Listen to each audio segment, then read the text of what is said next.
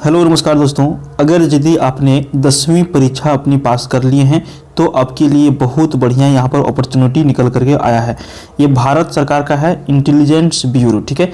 Intelligence bureau के तहत यहाँ पर जो है ministry of home affairs government of India के तहत जो वैकेंसी निकाली गई है सिर्फ और सिर्फ 10वीं पास, ठीक है।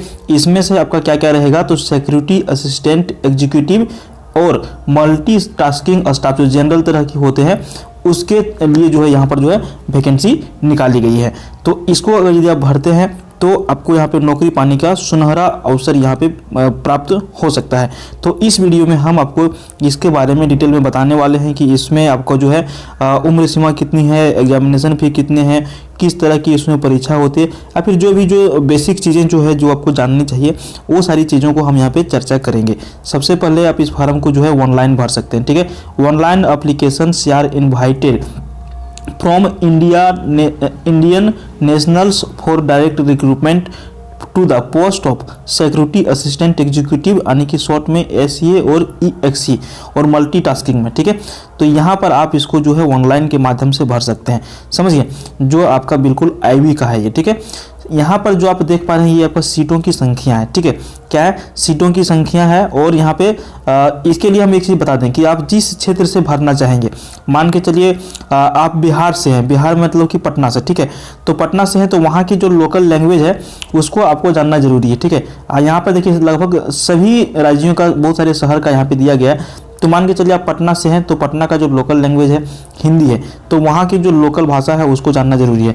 अगर यदि आप रांची हैं तो रांची में आपको यहाँ पे देखिए झारखंड से बहुत सारे लैंग्वेज के यहाँ पे आपको ऑप्शन दिया गया है, संथाली हो, मुंडारी, ओरांव, क्रूक, या फिर अगर यदि आप मान के चलिए कोई आदमी सिलीगुड़ी से है तो वहाँ पर बंगाली, नेपाली, तो ये सारी चीज़ें जो है ना, जो लोकल लैंग्वेज है उसको आपको जानकारी यहाँ पर होना चाहिए। और ये आपको बता दें कि ऑल इंडिया, ठीक है, किनके लिए निकला है, ऑल इंडिया के लिए फार्म निकला है। आप किसी भी कोने से अगर यदि भारत के हैं तो वहाँ से हैं तो आप इस फार्म को आराम से भर सकते हैं।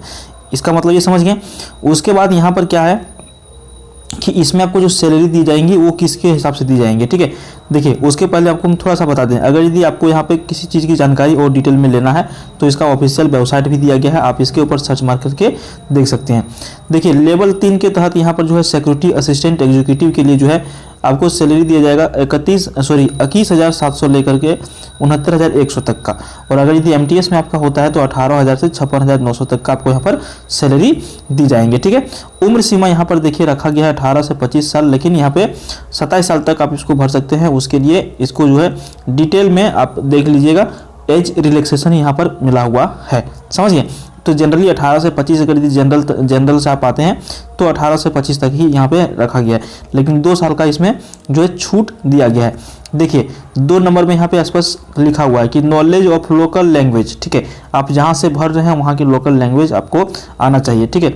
सर्विस एबिलिटी में क्या बोलता है कि the post involves all India transfer liability, ठीक है। Therefore the candidates willing to serve anywhere in India only need to apply.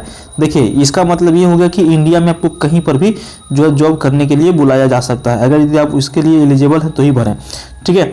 और यहाँ पे सेंटर और एग्जामिनेशन के लिए यहाँ पे बहुत सारा जो है यानी कि एक तरह से कह सकते हैं कि जो सेंटर बनाए जाएंगे वो शहर का नाम दिया गया है, ठीक है। जैसे जम्मू कश्मीर, झारखंड, देखिए यदि आप झारखंड से हैं तो धनबाद, हजारीबाग, जमशेदपुर और रांची में आपको यहाँ पर क्या है सेंटर दिया जाएगा एग्जामिनेशन लिखने के लिए, समझिए। आप अपने हिसाब से सेंटर को यहाँ पर सेलेक्ट कर सकते हैं। तो जब आप फार्म को भरिएगा उस टाइम अपने हिसाब से सेंटर को सेलेक्ट कर लीजिएगा। उसके बाद यहाँ पर आपको परीक्षा किस तरह से होगा, तो देखिए टीयर 1 और टीयर 2 दो तरह के परीक्षा यहाँ पर होंगे। टीयर 1 में क्या होगा, 100 नंबर का प्रश्न रहेंगे, 1 घंटा आपको समय मिलेगा, जिसमें 20-20 नंबर यहाँ पे बांटा हुआ, ठीक है।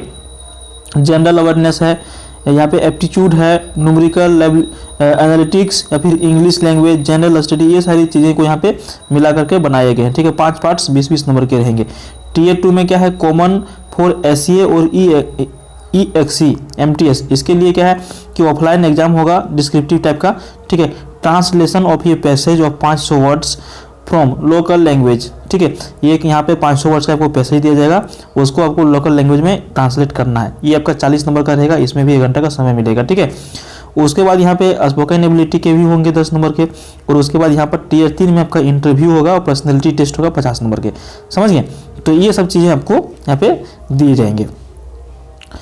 चलिए उसके बाद हम थोड़ा सा और बता दें कि यहाँ पर जो है नेगेटिव मार्किंग भी है। जब परीक्षा देने जाइएगा उस टाइम प्रत्येक 4 प्रश्न गलत करेंगे तो उसमें से आपका 1 नंबर क्या होगा, कट जाएगा। तो नेगेटिव मार्किंग भी इसमें रखा गया है, तो ध्यान रखिएगा, समझ गए।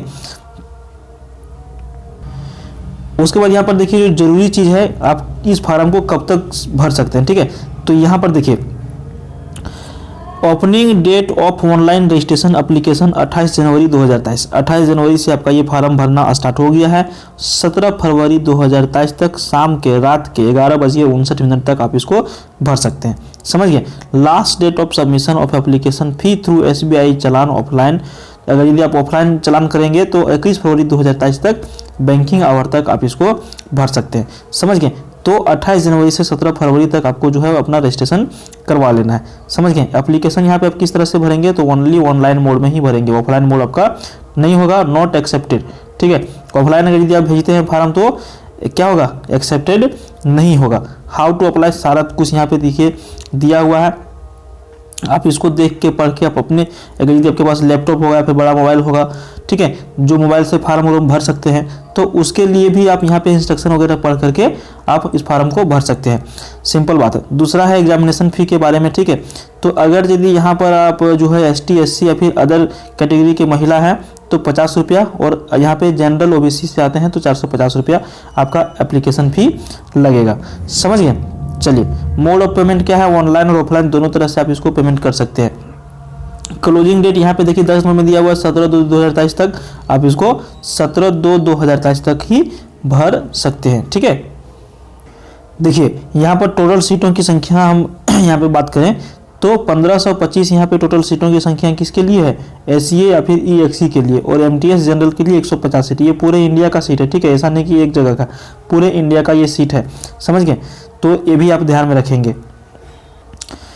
और यहाँ पे सबसे ज़्यादा जो महत्वपूर्ण चीज़ है आपका एसेंशियल क्वालिफिकेशंस आपके पास क्या क्या होने चाहिए, ठीक है।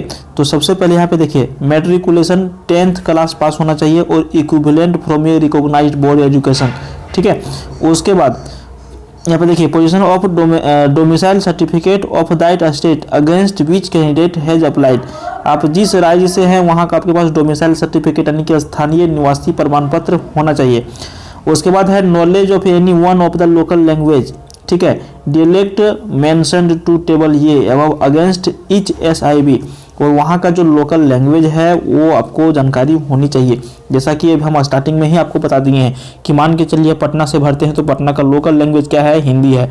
अगर ये रांची से भरते हैं तो वहाँ पर 8-10 तरह के लोकल लैंग्वेज दिए गए हैं, उनमें से किसी भी एक लैंग्वेज की जानकारी आपके पास होनी चाहिए, ठीक है। तो ये था आपका ओवरऑल, यदि बात करें कि इसमें क्या था तो नॉर्मल चीज़ें यही थी। बाकी बेस्ट ऑफ लक रहेगा हमारी तरफ से। अगर यदि आप फार्म को भरना चाहते हैं तो बेझिझक भरिए, बहुत अच्छा अपॉर्चुनिटी है यहाँ पे IB में जाने का। IB का पूरा नाम क्या होता है, इंटेलिजेंस ब्यूरो, जो होम मिनिस्टर के अंतर्गत आते हैं भारत सरकार में। तो सेंट्रल जॉब है, बहुत अच्छा जॉब है। अगर यदि आप भरना चाहते हैं तो बेझिझक भरिए। बहुत बहुत धन्यवाद आपका।